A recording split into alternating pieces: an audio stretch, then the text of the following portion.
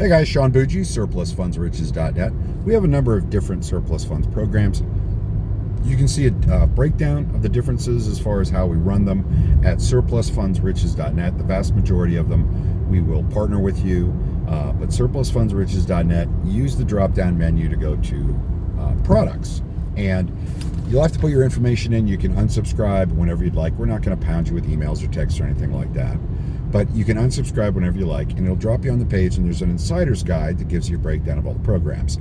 One of the questions I get is, hey, you have different minimums depending on the program. Why is that? Well, for instance, with our panning program, with that particular program, we're estimating, now we're very accurate at it because we know how to do this. Where states where you can't get a list for mortgage overages, about 18 states.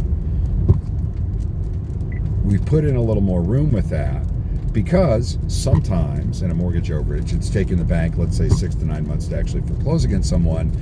An opening bid versus what actually is owed to the bank, that amount is going to increase. So that means there's going to be less taken off or less available at the end for surplus. There's a lot of different things you need to know to estimate lists. And I know there's lists online. People are selling mortgage overage lists from these VAs online, and they're crap. They don't know the ins and outs of how to estimate. But that's one of the reasons. That one we have to build in a little more room so that if something does pop up or if we're off by $5,000, we can still put the deal together. Other issues are, for instance, there's a certain state where HOAs, homeowner associations, and condo associations actually don't get kicked out by the foreclosure. It's a super lien state. And as a result, in that particular situation, we can, unbeknownst to us, be competing against an HOA, even if they don't have a judgment recorded at the court. So, of course, in that instance, we've got to build a little bit of play in there for that inevitability that it's going to happen every once in a while, right? So you have to understand we have different minimums to turn in. They're very reasonable, guys. Oh my gosh. These days, the average turn-in we're getting is over $50,000. The average file is over $50,000 in surplus funds.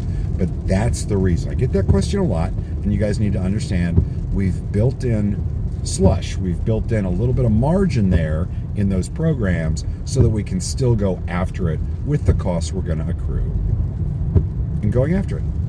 Hope that's helped. Have a great day.